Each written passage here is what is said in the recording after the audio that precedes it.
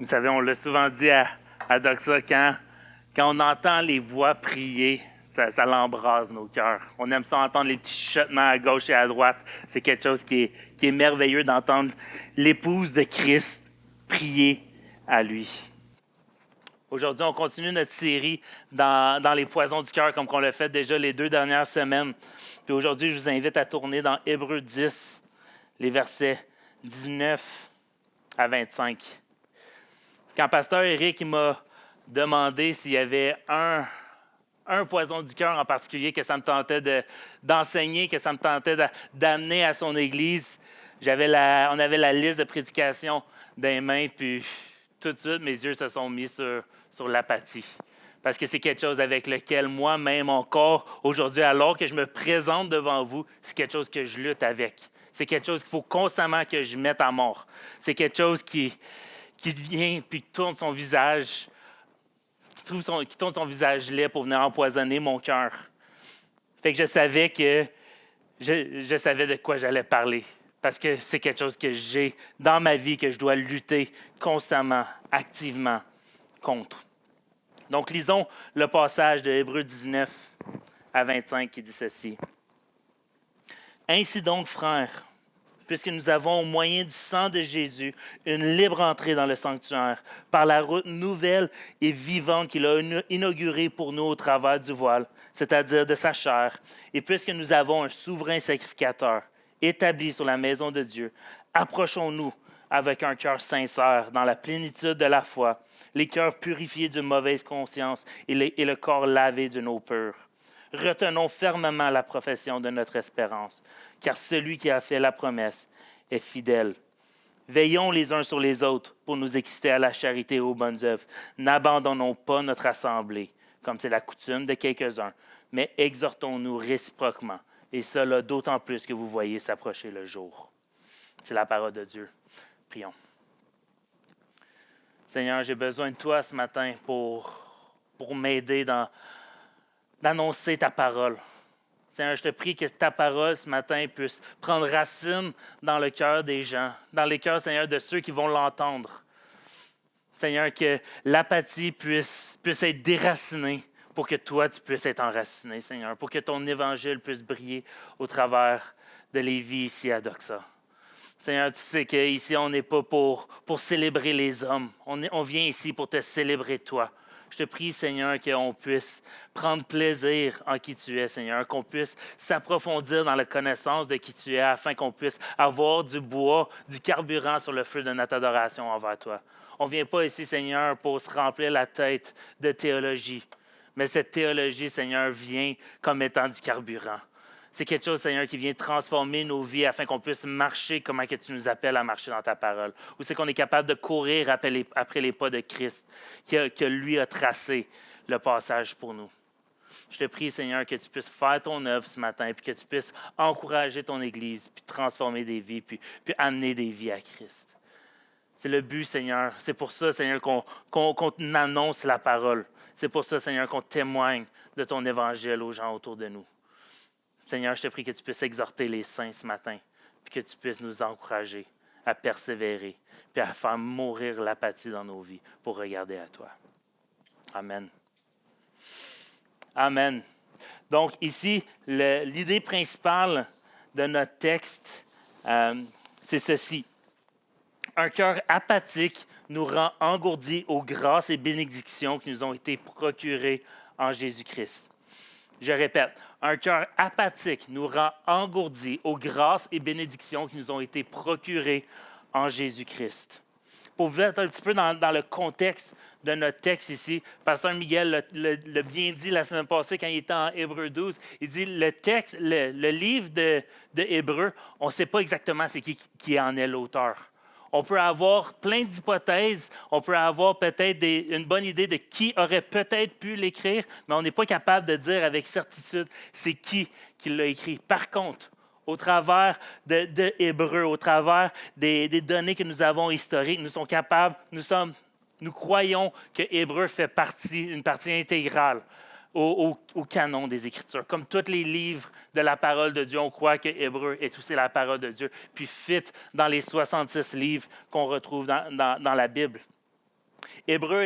L'auteur aux Hébreux écrit particulièrement à des chrétiens d'origine juive. Fait que c'est des gens qui connaissent très bien la loi et les prophètes, qui connaissent les traditions juives. Fait qu'au travers de tout Hébreu, on voit comment que l'auteur prend qu'est-ce qu'ils connaissent, puis dit cette chose-là que vous connaissez était seulement quelque chose qui était censé vous pointer à un absolu encore plus grand. C'était pas quelque chose qui était appelé à rester exactement dans cette forme-là, mais c'était seulement quelque chose qui pointait pour quelque chose d'encore plus grand qu'on voit en Jésus-Christ.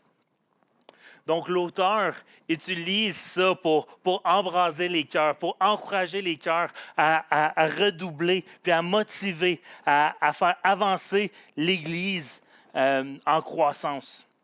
Donc, c'est avec ça ici qu'on arrive au verset 19 quand il dit « Ainsi donc ». Ainsi donc, quand on voit ça dans la parole de Dieu, il y a un emphase. Il y a quelque chose qui s'est passé avant et maintenant, on est appelé à vivre de telle manière. Donc, l'ainsi donc, c'est tous les chapitres qui passent de 1 à 10. Tous les chapitres avant, il vient faire un résumé après. Il dit, frères, puisque nous avons au moyen du sang de Jésus une libre entrée dans le sanctuaire. Hein? Comme j'ai mentionné, Hébreu prend toutes les choses de la loi et les prophètes, puis disent que ça vient pointer à quelque chose d'encore plus grand. Il passe au travers de comment que Jésus est Dieu. Il dit comment que au chapitre 1, il dit comment qu'avant Dieu avait parlé au travers des prophètes, mais que maintenant, aujourd'hui, il nous a parlé au travers de son Fils. Fait qu'il élève son Fils au-dessus des prophètes. Il élève Christ au-dessus des anges aussi au chapitre 1. Ensuite, ils prennent une figure juive qui est extrêmement importante pour les Juifs, Moïse. Puis il dit, Moïse, oui, il était bon, oui, on l'aime, oui, il est extraordinaire. Il a fait de grandes choses pour le peuple. Mais par contre, c'était seulement c'était seulement un homme. Il n'était pas capable de payer pour nos péchés. Puis Jésus-Christ est l'ultime. Jésus-Christ est celui vers qui Moïse pointait. Puis ensuite, il passe au travers du système sacrificiel. Il passe au travers comment que Jésus est maintenant notre souverain sacrificateur, puis on va le voir dans un instant, comment que ça l'entre dans tout notre texte ici. Il passe au travers comment que Jésus est un souverain sacrificateur, puis que Jésus est non seulement le souverain sacrificateur, mais c'est aussi le sacrifice parfait, pointant au sacrifice d'avant, comment il n'était pas suffisant pour payer complètement nos péchés présents, passés, futurs, mais comment que Jésus, lui, est suffisant pour être capable de payer à nos péchés passés, présents et futurs.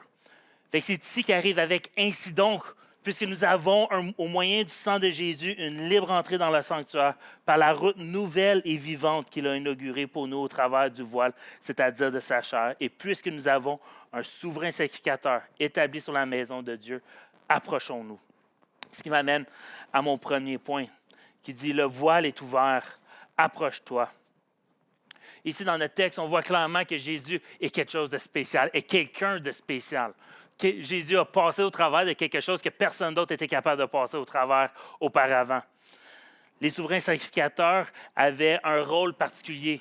Il était le chef des prêtres. Puis, son rôle était particulièrement, dans toute sa splendeur, une journée par année, à la fête des expiations, où c'est qu'il fallait qu'il offre un sacrifice pour ses péchés en premier, afin d'être capable de passer de l'autre côté du voile pour offrir un sacrifice et asperger du sang sur le propitiatoire. C'est un mot qui est assez difficile à dire, essayez de le dire 10 fois vite, c'est un petit peu plus difficile. Mais aussi qu'il aspergeait du sang sur le propitiatoire pour être capable de payer puis expier les péchés du peuple. Mais par contre, ce n'était pas suffisant. Et ça devait être fait année après année après année. Puis les souverains sacrificateurs, au travers du temps, ont changé. Ça commençait avec Aaron, après ça a été avec sa descendance. Et il n'y avait jamais un souverain sacrificateur qui était fixe dans le temps, jusqu'à temps que Jésus arrive. Fait que Jésus, lui, en son sang, n'avait pas besoin d'offrir premièrement un sacrifice pour ses propres péchés, pour être capable de se présenter de l'autre côté du voile. Il a été capable directement de rentrer puis de venir offrir un sacrifice qui allait être bon pour payer pour nos péchés une fois pour toutes. Le sang des taureaux n'était pas capable de payer pour nos péchés, n'était pas capable d'expier nos péchés futurs.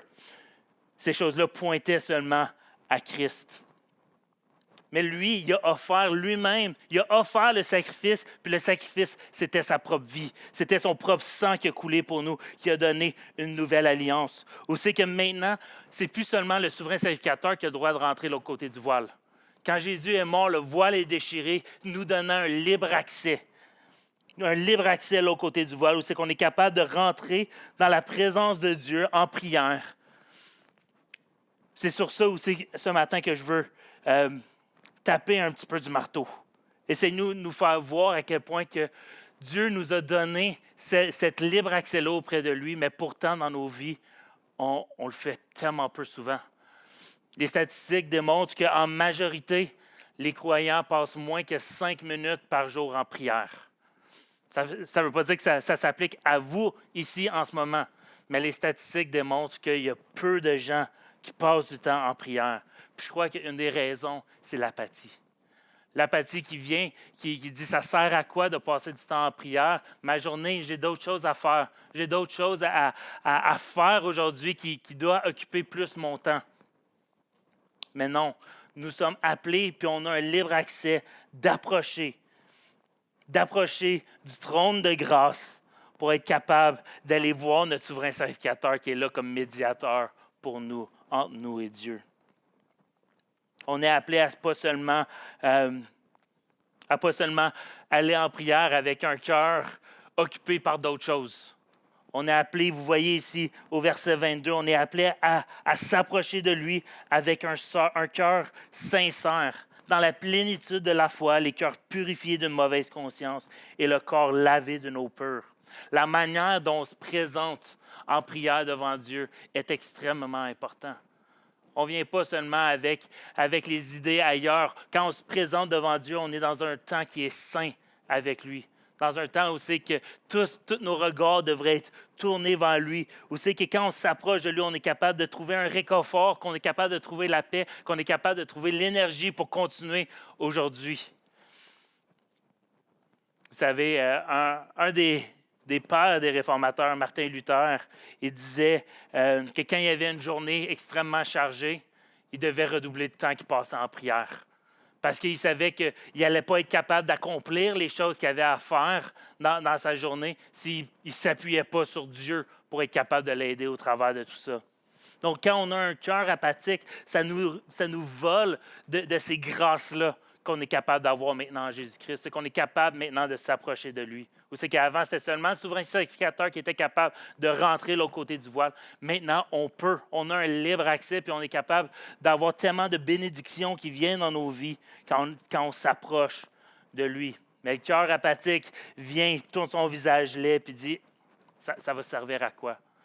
Ça va servir à quoi? Il essaie de détourner nos regards pour pas qu'on le regarde lui, pour pas qu'on s'approche de lui, pour pas qu'on soit capable de trouver nos forces, notre énergie, une paix qui surpasse toute intelligence. Puis vous savez, les croyants, souvent, on a la mémoire courte. Pour tous ceux qui ont fait le cours de counseling ici, vous savez qu'est-ce que Paul Tripp dit à propos des chrétiens. On a souvent l'amnésie identitaire. On ne se souvient plus des grâces que nous avons en Christ. On ne se souvient plus de qui nous sommes en Christ. C'est quoi la relation maintenant entre nous et Jésus? Il nous appelle, il veut qu'on s'approche de lui comme qu'un père veut que ses enfants s'approchent de lui. On est appelé à rentrer dans sa présence, puis qui vient, puis qui nous enveloppe complètement pour nous aider à avancer. Puis tout ça basé sur le fait que Jésus-Christ a fait ça pour nous. Par amour pour nous, il nous a donné un libre accès de l'autre côté du voile. Il faut qu'on le fasse, Église. Comment est-ce qu'on peut être des gens qui grandissent si on n'a pas une relation avec notre Dieu? Vous savez, ça a souvent été dit, ce n'est pas une nouvelle illustration où c'est qu'un couple, quand il ne se parle pas, ça va mal. C'est la même chose dans notre foi avec Dieu. Quand on arrête de prier, quand on arrête de venir puis être en relation avec lui, on a un cœur qui s'endurcit. C'est ça que l'apathie veut faire. L'apathie veut nous rendre indifférents à notre relation avec Dieu. L'apathie vient puis veut complètement nous voler de cette joie-là qu'on est capable de retrouver en lui. Quand on vit des souffrances, quand on vit des moments difficiles, l'apathie veut que l'on reste là-dedans. L'apathie ne veut pas qu'on puisse s'en sortir. L'ennemi vient, puis il ne veut pas qu'on se confie, puis qu'on soit capable de trouver notre secours en qui Jésus est. Il ne veut pas qu'on sache que Jésus est celui qui maintenant est notre médiateur auprès du Père. Il ne veut pas qu'on s'approche de lui parce qu'il veut nous faire penser que ça ne servira à rien. L'Église, vous savez, l'Église d'Oxa, ici, un projet d'implantation depuis un bout. Ça a été baigné dans la prière. Puis je crois fermement que si des gens n'auraient pas prié, l'Église ne serait peut-être pas où c'est qu'elle est aujourd'hui. Je crois fermement que Dieu s'est servi de la prière des saints pour encourager des gens à venir se rassembler pour être sous la prédication de la parole. Je crois que la prière a une puissance extrêmement forte, puis que Dieu aime ses enfants quand ils prient, aime entendre les prières des saints, aime quand on s'approche de lui en prière. Donc oui, les chrétiens, on a souvent la mémoire courte. Souvent, on est capable de se souvenir des grands événements. Peut-être que vous vous souvenez, c'est quand le moment que vous avez été sauvé. Moi, je me souviens très bien, c'est quand que j'ai été sauvé.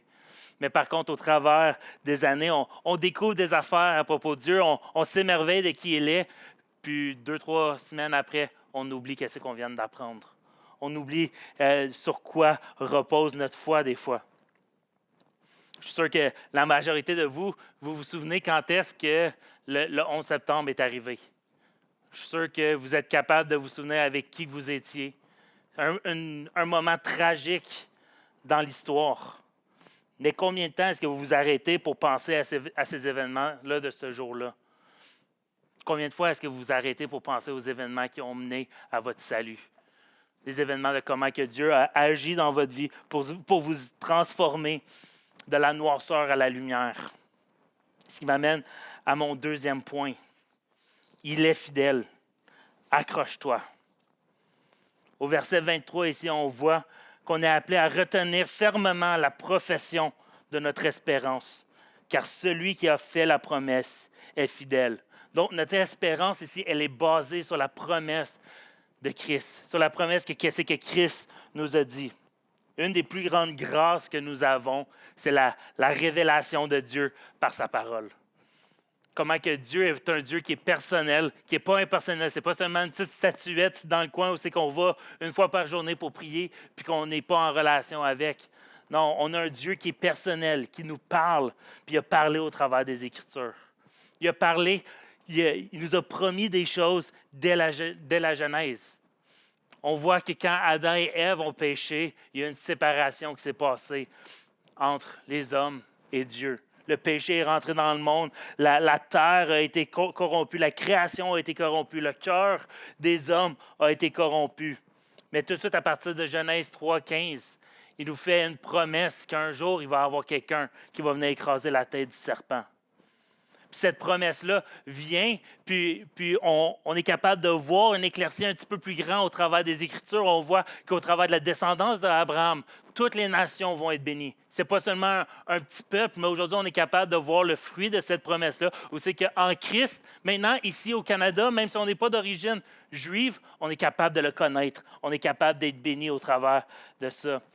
Ensuite, on voit au travers de Moïse, comment que Moïse a aidé à sortir le peuple d'Égypte, a aidé à sauver le peuple choisi de Dieu de l'Égypte. Puis on voit comment que ça nous pointe vers Christ qui vient nous sauver du péché.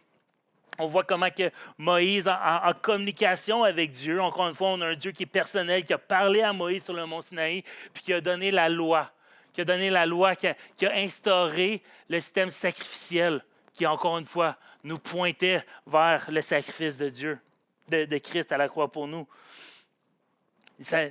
On a les prophètes qui nous promettent encore une fois comment que Jésus va être de la descendance de David. Puis on le voit comment que ces promesses-là se sont réellement accomplies. On voit que ce n'est pas seulement des promesses en l'air comme nous, on est capable de le faire tellement souvent. Écoutez, j'ai des enfants, puis malheureusement, Ça m'est arrivé de faire des promesses que je n'ai pas été capable de tenir. Puis je suis extrêmement triste, ça me blesse de ne pas être capable de faire ce que j'ai promis à mes enfants. Mais je suis sûr que la majorité de vous ici, vous avez déjà fait une promesse que vous n'avez pas été capable de tenir. Mais par contre, quand Dieu nous fait une promesse, c'est complètement différent. Quand Dieu nous fait une promesse, c'est lui qui va s'assurer qu'elle soit accomplie. Donc, on est capable de retenir à ces promesses-là. On est capable de retenir au fait que quand Jésus il dit qu'il part nous préparer une place, qu'il part nous préparer une place dans un endroit où il n'y aura plus de souffrance, on est capable de savoir que c'est vrai. Parce qu'à maintes et maintes reprises, il a prouvé que qu'est-ce qu'il nous a promis allait arriver. Il nous a promis qu'il allait mourir, que 3 jours après, il allait ressusciter. Je ne sais pas pour vous, mais moi, si je meurs, je ne suis pas capable de le faire par mes propres forces. Je ne suis pas capable de me refaire vivre. Mais Jésus, lui, quand il l'a promis, il savait qu'il allait être capable de l'accomplir parce que c'est son plan depuis la fondation du monde. Donc, on est capable de retenir fermement, pas de manière lousse, pas de dire « Ah, Seigneur, peut-être que tes promesses vont arriver, peut-être qu'ils ne vont pas arriver. » Non, on est appelé à retenir fermement, comme si un bateau part à la dérive, puis on veut le garder. On veut le garder proche de nous pour être capable d'embarquer pour trouver un secours. Fait qu'on garde Christ dans nos cœurs. L'apathie dit, les promesses de Dieu, ça ne va pas arriver. L'apathie vient dans nos cœurs, puis ça ne nous donne pas le goût de découvrir davantage les promesses de Dieu parce qu'on a tendance à regarder à notre nombril. On a tendance à dire, ça va-tu vraiment? Moi, je suis capable de m'aider par moi-même. Moi, je n'ai pas besoin des forces. Moi, je n'ai pas besoin de connaître qu'est-ce qu'il dit pour être capable de vivre une bonne vie. Non, la réalité, c'est qu'on n'est pas capable de vivre une bonne vie. La loi est là pour nous le montrer qu'à chaque jour, on est tenté, puis à chaque jour, on tombe. Mais on est capable de s'accrocher ici aux promesses que Christ a fait pour nous, qu'il allait nous délivrer de notre chair, qu'il allait nous délivrer du péché et de la tentation. À l'écran ici, il y a quelques promesses que je voulais vous montrer, seulement dans une lecture rapide de Hébreux des chapitres 1 à 8. Puis au travers de la lecture, il y avait plein d'autres promesses qui sortaient, mais je me suis dit, je ne suis pas capable de toutes les mettre à l'écran. On serait ici jusqu'à 5 heures cet après-midi. Fait qu'ici, on est capable de voir qu'on a des promesses qu'on peut retenir. Le pardon de nos péchés, en Hébreux 1, 3.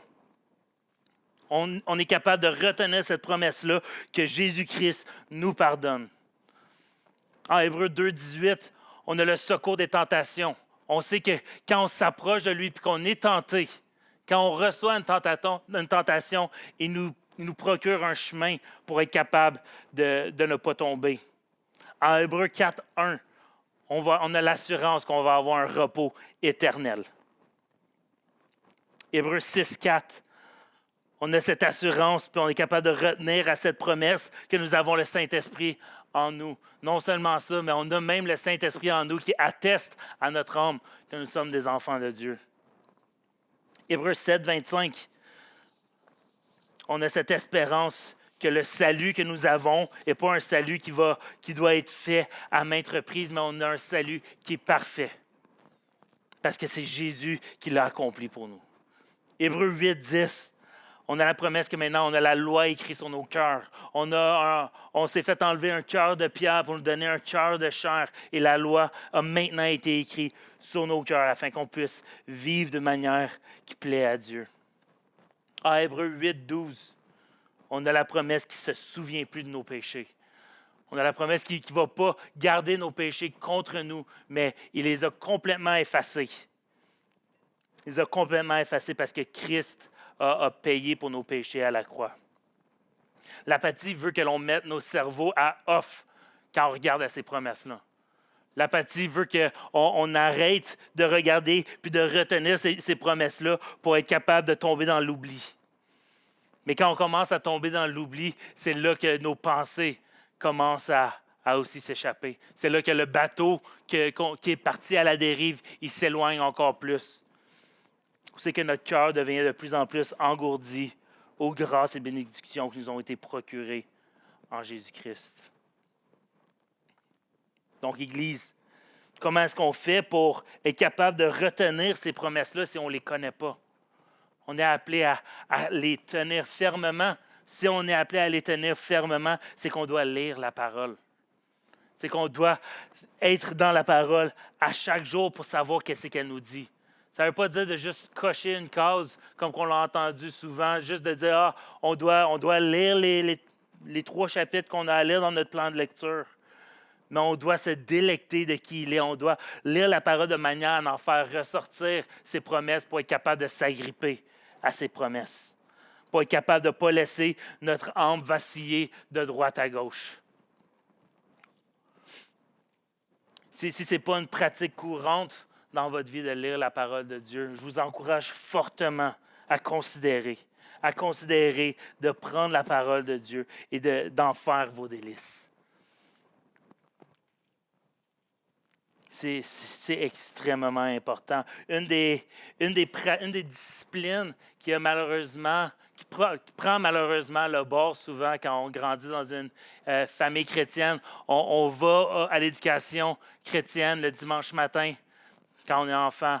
Le professeur s'avance devant avec un verset où c'est que « Hey, mémorisez ça, ça va être hot, vous allez être capable de vous le rappeler la semaine d'après. » Puis gloire à Dieu pour ça. Je ne suis pas en train de mépriser ça. Je pense que c'est une pratique qui est extrêmement importante.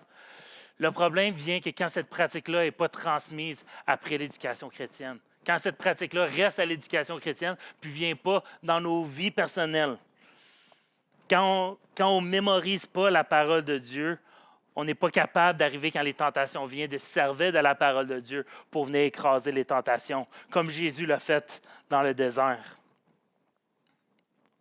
Quand on ne mémorise pas la parole de Dieu, on n'est pas capable de trouver un réconfort dans ses promesses. Vous savez, la mémorisation de la parole de Dieu, ce n'est pas seulement pour être capable de trouver des bons arguments quand on veut débattre de notre foi. Oui, c'est bien. C'est bien qu'on connaisse la parole de Dieu pour qu'on ait une défense de notre foi.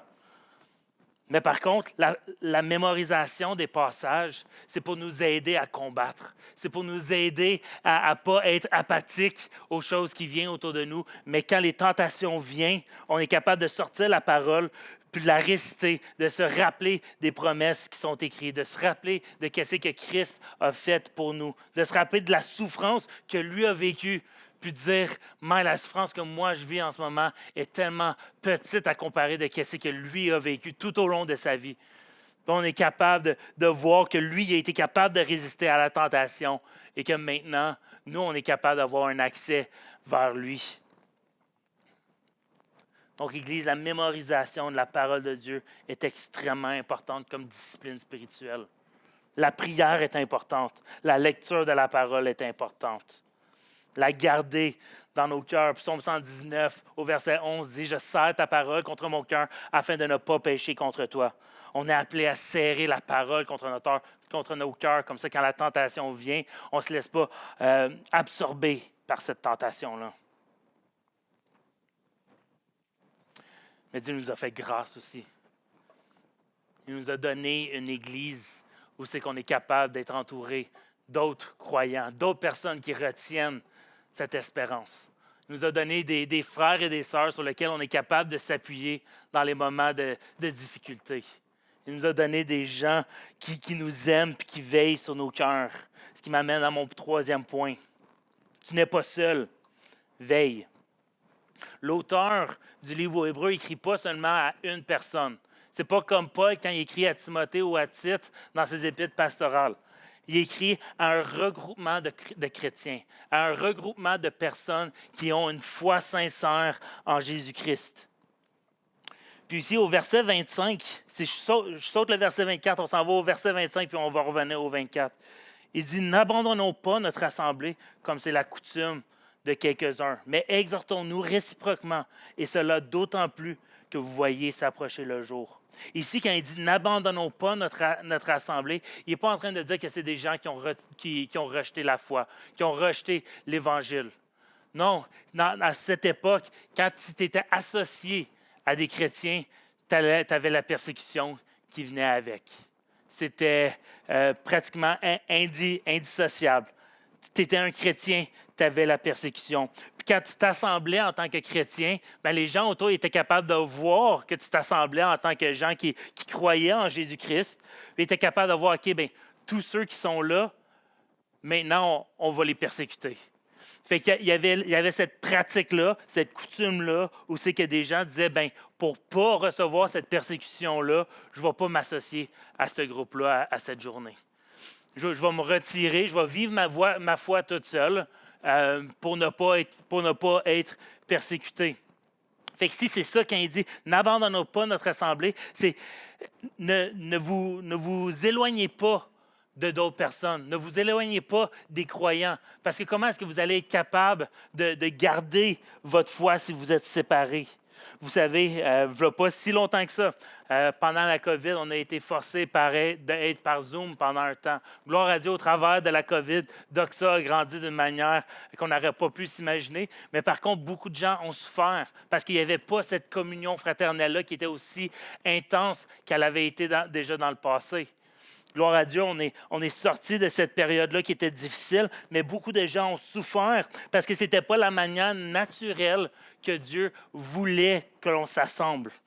Dieu s'est servi de ça pour certaines choses. Comme j'ai mentionné, Docteur a grandi de manière incroyable tout au long de la COVID. Puis on rend gloire à Dieu pour ça. Mais ce n'est pas son plan originel. Son plan originel, c'est qu'on fasse partie de la vie des uns des autres pour pas que notre foi s'engourdisse. Pour pas que notre foi diminue, mais au contraire, qu'on puisse être entouré de gens qui veillent sur nos vies, qui veillent sur notre foi, qui veillent sur notre manière de penser, sur notre manière de vivre, pour nous exhorter à vivre comme Christ. Si on en revient au verset 24, ça dit « Veillons les uns sur les autres pour nous exciter à la charité et aux bonnes œuvres. » Ici, le terme veillons, ce n'est pas seulement d'être à côté sur un coin de mur avec les bras croisés puis d'observer ce qui se passe. On n'est pas appelé à seulement être des observateurs passifs. On est appelé à être actifs dans la vie des uns des autres pour être capable de trouver un moment où c'est qu'on est capable de dire « Hey, comment est-ce qu'on est capable de bénir cette personne-là? Comment est-ce qu'on est capable d'encourager cette personne-là? Comment est-ce qu'on est capable de veiller sur son cœur pour l'aider à cultiver un amour pour Dieu? » Puis qu'est-ce qui est beau dans l'Église? C'est quand moi je veille sur votre cœur et vous veillez sur le mien. Quand Dina veille sur le cœur de Steven puis que Steven veille sur le sien. Quand les gens sont dans la vie des uns des autres, c'est là que l'Église est capable de grandir. C'est là que les croyants sont capables de se ressourcer en ce qui est bon que Dieu nous a donné en son Église. Le terme veillons, s'il y en a qui ont déjà joué au jeu Tabou, c'est que tu as une carte avec un mot à faire deviner, puis après ça, tu as une liste de mots à ne pas dire. Il y a deux équipes, puis il faut que la personne qui a la carte essaie de faire deviner le mot à ses coéquipiers. Mais de l'autre équipe adverse, il y a quelqu'un avec un buzzer. Si vous avez joué à Tabou, vous avez certainement le son du buzzer dans la tête en ce moment. Moi, je sais que ce jeu-là a peut-être créé plus de chicanes dans ma famille que Monopoly. Mais par contre, cette personne-là, avec le buzzer, regarde attentivement la carte que le joueur adverse a dans les mains. Puis regarde principalement la liste de mots qui est écrit sous le mot qui est à faire deviner. Il écoute ce qui est en train d'être dit pour essayer de faire deviner le mot. Puis dès qu'il y a un des mots, sa liste interdite, qui est dit, tout de suite, il pèse le buzzer pour faire perdre un point ou faire passer la carte au joueur. Mais on est appelé à être comme cette personne-là avec le buzzer. Pas pour agir avec une conséquence, mais pour agir avec amour et grâce. Pour être capable d'inciter les gens à une bonne œuvre. Donc, quand on voit une situation dans la vie des gens où c'est qu'on est capable d'intervenir rapidement, on pèse sur le buzzer puis on y va. On ne se laisse pas lasser. On ne reste pas indifférent de dire « Ah, il y a quelqu'un d'autre qui va s'en occuper ». Non, Dieu vous demande, vous a placé à un endroit où c'est que vous êtes capable de veiller dans la vie des uns des autres. On l'a passé au travers de Koinonia. En septembre, octobre, on a passé une série au complet de comment on est capable d'être dans la vie activement les uns des autres. C'est qu'on est capable de se servir les uns les autres, de s'aimer les uns les autres, de s'encourager, de s'exhorter les uns les autres. Puis toute cette série-là est capable de fitter là-dedans. Où c'est qu'on est appelé à veiller les uns sur les autres C'est qu'on est appelé à veiller les uns sur les autres parce que Christ veille sur nous. Vous savez, l'Église a été inaugurée après la mort de Jésus. L'Église a vu le jour en Actes quand Pierre a prêché, puis il y a eu 3000 qui se sont rajoutés à son Église. Vous savez qu'il y a 3000 personnes, 3000 hommes, sans compter toutes les femmes et les enfants qui ont vu la grâce de Dieu. Puis après ça, il y a eu un échange phénoménal qui s'est passé entre les croyants, entre ceux qui avaient mis leur foi en Dieu. Puis l'Église a vu jour à ce moment-là. C'est une des grâces que Dieu nous a faites, une des bénédictions que Dieu nous a faites, de faire partie de l'Assemblée, de faire partie du corps de Christ. Donc, abandonnons pas notre Assemblée. Hein? Participons à notre Église pour être capable de voir des vies transformées, de voir des gens grandir dans leur foi. Puis à la fin du verset 25, il dit « Cela autant plus que vous voyez s'approcher le jour. » Ici, ce n'est pas exactement clair à 100% de ce qu'il veut être dit par le jour. Il y en a qui supposent que c'est peut-être à la venue de Jésus. Il y en a qui supposent quand la mort d'une personne approche, de veiller sur son cœur, de veiller sur qui cette personne-là est.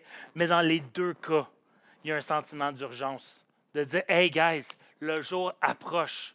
Comment est-ce qu'on va veiller les uns sur les autres en attendant? » Il y a ce sentiment d'urgence-là où c'est qu'on est appelé à le faire maintenant, pas à le laisser passer de côté. Donc, en conclusion ici, dans notre texte, on est appelé à ne pas laisser l'apathie prendre place dans nos cœurs, à nous engourdir aux grâces et bénédictions qui nous ont été procurées en Jésus-Christ. Mais on est appelé à être intentionnel. L'auteur ici, il a pour but de nous motiver à grandir, à persévérer, à marcher, pas à être engourdi. On est appelé à passer du temps en prière, à s'approcher de lui, à cause qui est notre souverain sacrificateur, puis que maintenant on a un libre accès. On est appelé à retenir fermement la profession de notre espérance, à retenir les promesses pour ne pas laisser le bateau passer à la dérive, pour avoir le cœur endurci. On est appelé à garder fermement pour que le bateau reste à côté de nous. Puis on est appelé à veiller les uns sur les autres, à faire partie intégrale de la vie des uns des autres. On est appelé à prier les uns pour les autres, à s'encourager, à s'exhorter, à ne pas laisser les choses passer.